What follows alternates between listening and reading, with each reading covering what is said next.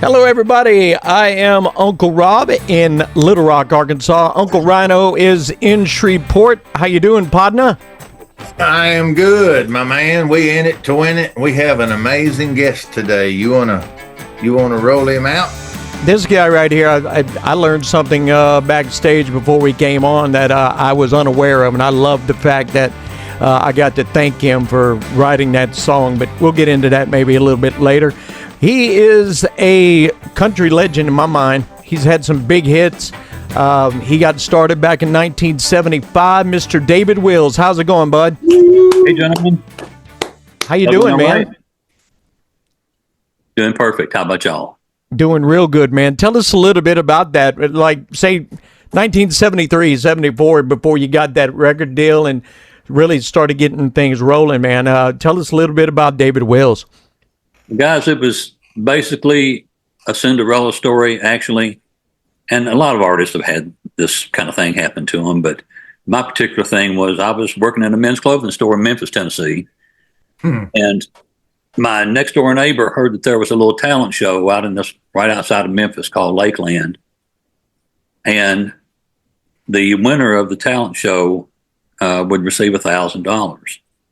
And I had never seen $1,000 up close at that point. And so, you know, you're making like $80 every 2 weeks at the men's clothing store. So I didn't have the money to enter. It was $15 entry fee. So my next door neighbors, they entered me in the contest and paid for the entry, the Davenports, sweet people.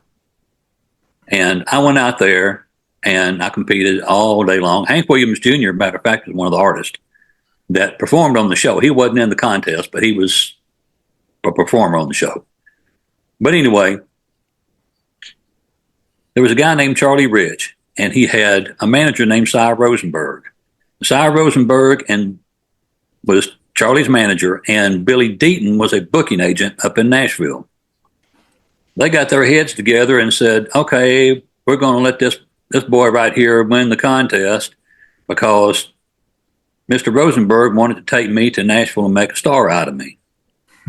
So when it was all over with, I won $1,000, and I was a happy camper for sure. And I actually think the story came down that Cy Rosenberg bet Billy Sherrill $500 that he could find any artist on the street or find any guy on the street and bring him to Nashville and make a star out of him. And so that person happened to be me. So anyway. And you're happy to be the guinea pig? I was happy to be the guinea pig. I said, man, where do I sign up? Let's go. So I was playing a nightclub in South Haven, Mississippi at the time, Outpost, and it wasn't going anywhere. So anyway, the Charlie Rich decided that he was going to produce me on Epic Records, and they got me signed to Epic Records through a production deal. And Charlie and I were up at the Spence Manor in Nashville on Music Row. And Charlie says, David, get your guitar and come over here and play me every song you know. And nobody, this was when Charlie Rich had behind closed doors. He was the biggest thing. He was Elvis Presley, I'm telling you. And so I was sweating bullets and I didn't know what to do. So I got my guitar and I sang a few songs. And my manager went over to Billy Sherrill's office and he saw a reel-to-reel tape on Billy's desk that said, there's a song on the jukebox. He took it back over to the Spence Manor and he put it on a reel-to-reel tape recorder and he played it and he said, you like this song? I said, yeah, I like it a lot. He said, learn it. We got a session at 2:00. We're fixing to cut this song. The song originally was supposed to have been played for George Jones. And George said, I'll listen to it when we get back from lunch. Let's go to lunch. So long story short, I wound up recording the song and it instantly became a huge jukebox record.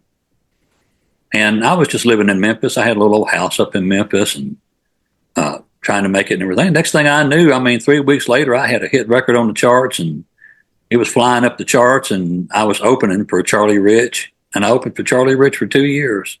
And then I wrote a song called From Barrooms to Bedrooms, and it was another great big hit. So things just kind of snowballed from there, guys.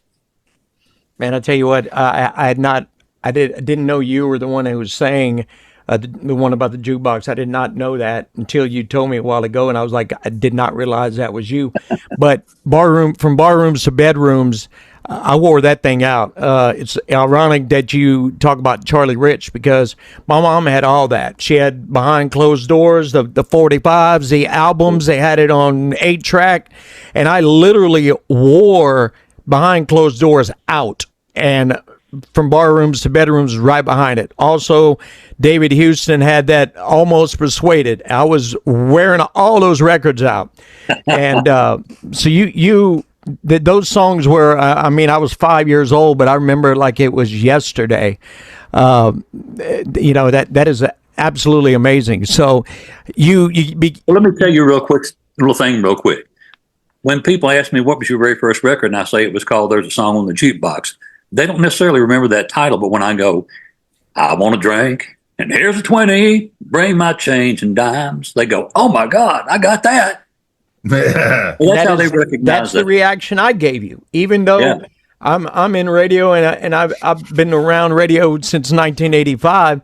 I had heard the song 100,000 times, didn't know who sang it, but you opened that lineup and I was like, that's the guy who sang it right there, man, right there. So did that say those two songs? You got your contract with Epic, and so did everything just take off from there? I mean, are you like the best thing since running water at this point? I mean, Epic thought I was the greatest thing in the world. They flew me to New York to meet all the top brass in New York, and like I said, I was opening for Charlie Rich, and Charlie Rich was selling out 20, 30, 40,000 seats at a time, and I had that kind of exposure, through Charlie Rich. And through Charlie Rich, I was able to do the Dinah Shore show with Charlie Rich, and the Staple Singers were on there. I got to do the Merv Griffin show, which was really, really weird because I played these songs with an orchestra. Okay, I had to carry sheet music up and give it to everybody. It wasn't like they didn't know the Nashville number system or anything. They just said I had sheet music made out, and I passed it out to everybody, and they were able to play it.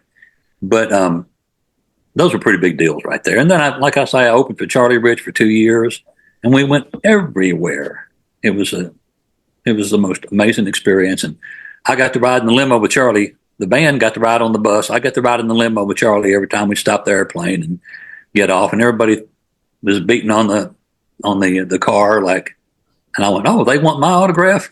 How you like that $40 for every 2 weeks working at the men's clothing store now?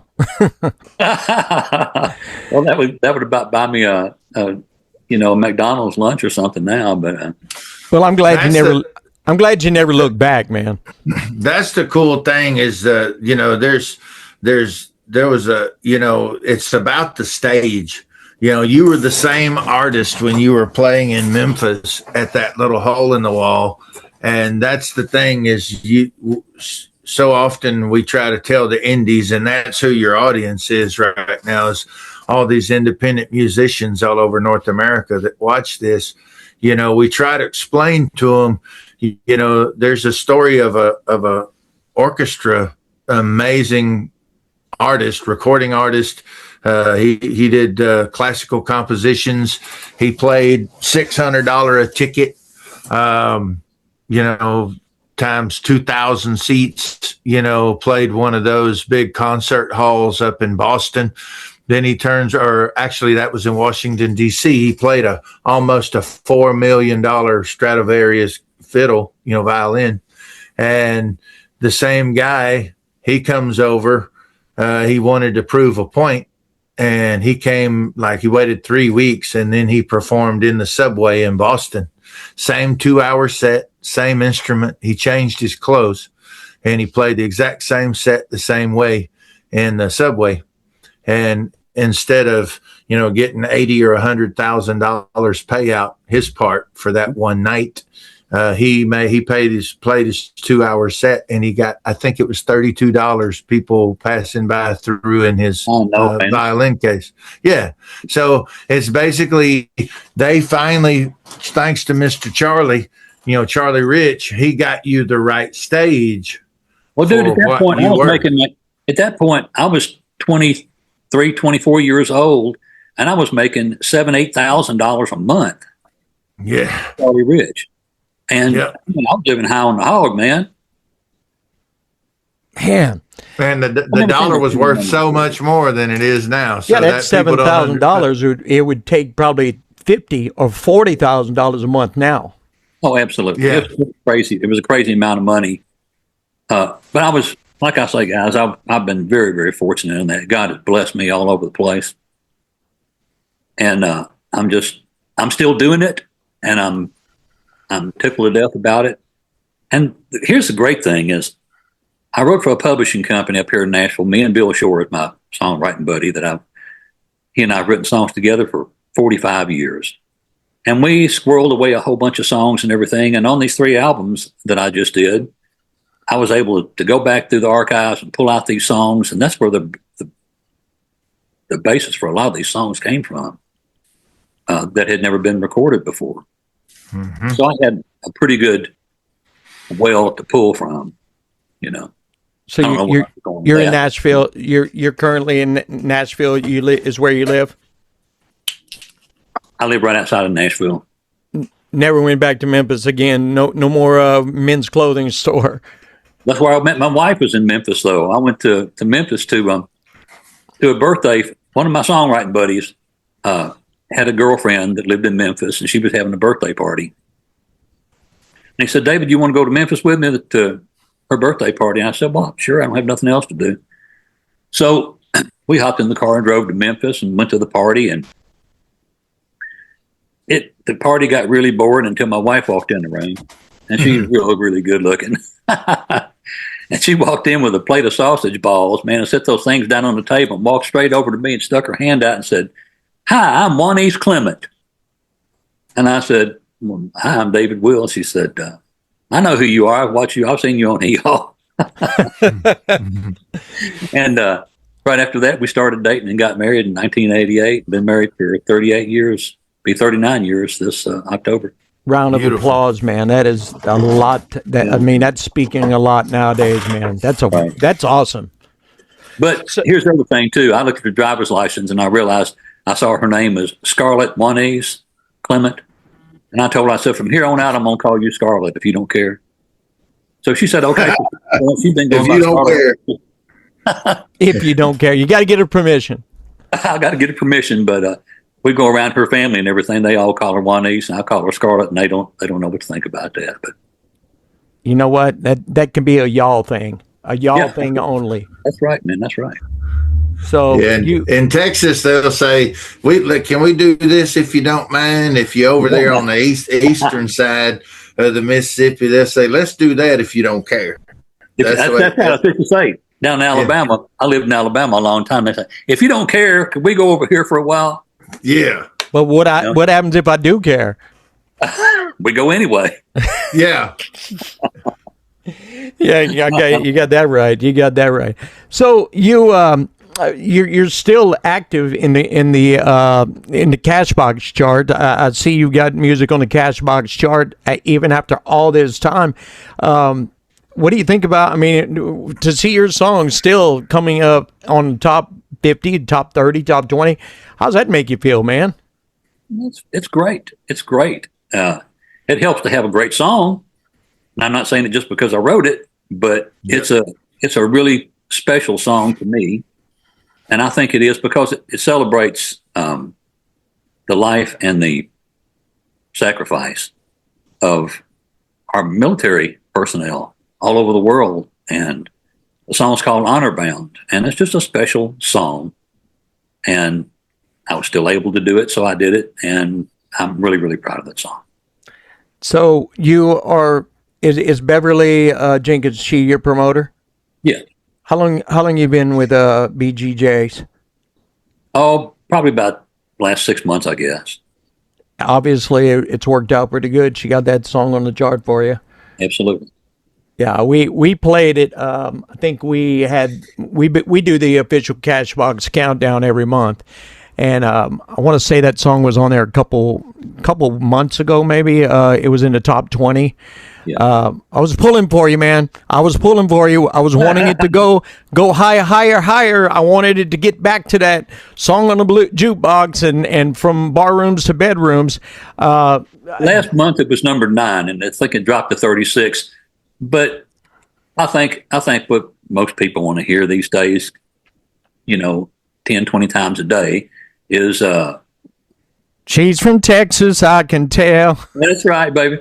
That's right. Well, yeah, they're not wrong. No, don't, never broke my heart. There you go. And that's okay, because I do those kind of songs too. Well, those songs are in their own way. Those songs are paying homage back to the stuff now. You can hear a lot of 70s in what these guys are trying to roll out right now. Ella, big time. Laney's first stuff that she came out with, and several of the guys I haven't kept up with what they're doing, but I'm hearing a lot of stuff, and it's bringing me back to the 70s, late 70s, early 80s. We talked about it backstage. One of the songs that absolutely built me was "If You're Thinking You Want a Stranger, There's One Coming Home." Who wrote that? I wrote that song with my friend Blake Mevis, and Blake was producing George Strait at the time. That's how we got the cut on George Strait. Blake contracted COVID a few years back, and he passed from it. I'm sorry to say, because he was a really good dude, and great songwriter as well, and great producer as well too. But we were very fortunate to have that song. And what all it was able to do. And I still play that in my live shows, and people still remember that song. And be proud of it, man. Be proud of that song. I am proud of it. It made a soundtrack to memories. So there was a place outside of Tyler, Texas that was called the Loafing Shed. And it was a really large place. It was a steakhouse too, but I mean, you easily packed, 1,400 people in there on Saturday night. His packed dance floor was, big as a river bottom. And, you had that going. I walked through Crystal, Lee Silver Fox and Crystal Chandelier outside of Dallas. All these big honky tonks in Texas, every damn one of them. I would walk through, and that song would be a regular standby. I can hear the noise in the room. I see the neon splashing everywhere. The faces blur because it was just a sea of them. But that song, the George Strait, Unwound, which was a huge one. I used to write with Frank Dykes, amazing man. That song, If You're Thinking You Want to Strength, those are huge. Fireman, oh my God, Amarillo by Morning. George Strait is the man. There is no question about that. Yeah, you were talking about the '70s sound coming back and everything, and Zach Top and some of the newer guys are really starting to do great country stuff. Yes, sir. I'm so tickled to see it going back in that direction some. Yep. Yeah, there's a place for all of it. Langley, I think Ella Langley's the bomb. Yeah. Yeah. Who's that? And Laney Wilson. I think they're both absolutely great. I've always been more of a traditional country fan. Because that's what I grew up on in the 70s and early 80s was Haggard and Jones and William Whalen and Bob Lumen and Steve Wariner had a remake of that Lonely Women Make Good Lovers. To me, that sounded just as good as the original that Bob Lumen did. Absolutely. Well, I'm glad nobody's ever redone. There's room for all of it, though. There is room for all of it. That's what keeps the variety is the spice of life. Well, I wish some other big artists re-recorded and make a #1 record out of it, because that mailbox money is good stuff, man. I'm telling you. Oh yeah. Well, that is a testament to them as an artist. Okay, if they can have that foresight, because when you're running out of ways to chase new ground, you go back. You go backwards, and that paves a new lane for everyone. And the recuts, I would love to see more remakes and they actually do it justice. Don't just try to copy, but actually do a remake so it's uniquely their own. but it's still paying homage to the original, and everyone that knows it is singing along with you as soon as they realize what it is, you know. But see, if somebody were to redo, if you're thinking you want a stranger, I'm still gonna, even if it's new, I'm gonna listen to it, and I'm still gonna hear it the way George Strait did it, because to me, that's I know your mailbox would love somebody else, Luke Bryan or Jason Aldean, to hit that song, but to me, it would take a lot to beat what has already been done with that song. Well, just like Papa Top. I think Alan Jackson is one of the greatest country singers ever, and he did Nat Stuckey's version of Papa Top. I mean, to a T. And I absolutely love his version, but Nat Stuckey's version of it was killer. Yep. You know, to answer your question, Rob, what you just said before we get any further from it, new shout to Ella Langley. It's time. It's ready for you to cut. If you're thinking you want a stranger, there's one coming on. Ella would crush it. It's easy to flip that around to a female. It's so easy. And that would take it to a whole nother level and a whole nother direction while maintaining an incredible classic. So somebody needs to get that bug in her ear. Quick? Yeah. Go ahead. I'll tell you another story. If you don't care, let's move on to another song. Yeah. I wrote a song with Bill Shore called Wild Horses for Garth Brooks. Mm-hmm. And that song, Bill called me up one day and he said, David, he said, I've got this idea for a song called Wild Horses. He said, you want to write it with me? And I said, Bill, there's been a lot of songs called Wild Horses. I said, the Stones have had one. There's been, a bunch of other songs with that title and everything. But he said, and Bill's a cowboy, okay? But he said, David, what I'm talking about is wild horses keep dragging me away. And I went, oh, okay. I'll be over at your house in about 15 minutes. So I went over there and we wrote that song in 2 hours. I did the demo on it. We pitched it to George Strait 2 or 3 times, and George says, guys, don't sing me that song anymore. I'm not going to cut that song. So there's a new guy in town, Garth Brooks. We sent it over to Garth, and he absolutely just fell in love with the song. He said, boys, if y'all hold that song for me until my next album, which was No Fence's album, he said, I'm going to do that song. And so we just kind of took a chance on it and went, okay, well, great, man, we'll let you have it. A bunch of other people wanted it, but Garth seemed like, I went and saw him perform a couple of times, and I thought he'd be a star. But he cut that song, and it went on the No Fences album, and I always was prayed that it was going to be a single. And it never got to be a single until 10 years later. Kent Blasey, a good friend of mine, written a bunch of Garth hits, called me up and said, David, congratulations on your new single. And I said, what are you talking about? He said, well, Garth decided he's going to release Wild Horses as his next single. Now, this is 10 years later, guys. So the song went to number 7. Of course, it was already a big hit just by virtue of being on that album and being on Garth Brooks. And then, it was a huge, huge song in Texas and everywhere. And so 10 years later, I had a single on Garth Brooks. That was like having a single on the Beatles when you think about it. Yep. Because Garth sold over 100 million records. And that one album, No Fences album, sold all together with all the other projects that was on, sold like 23 million records. Yeah, wasn't he the first artist to get the Diamond Award or something? I thought it was. Absolutely. But anyway, that's the name of that tune right there. That's a huge cut. I used to write with Kent and Victoria Shaw both. So they would keep me in the loop on a lot of that kind of stuff. I came up after that period of time. I think Rope in the Wind was the album that he had after No Fences. And I believe that was the one.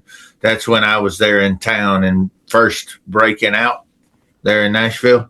So, but I met Vic and I met Kent. He's the reason I had a Taylor guitar for as long as I did. I hear you. Yeah. I've got 2 Taylors. Kent was sponsored by Taylor, I think. There's a reason he's got all them really pretty guitars.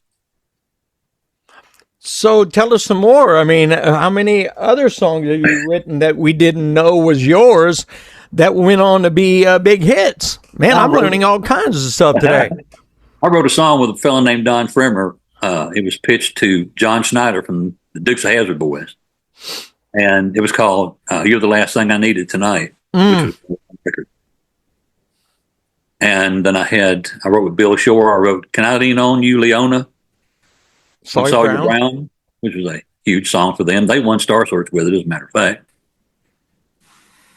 And then I've had songs on Keith Whitley. I had Charleston, North Carolina on Keith Whitley, and Woman Your Love by Mo Bandy, and I've had all the songs on Patty Loveless and Rhonda Vincent, and oh golly.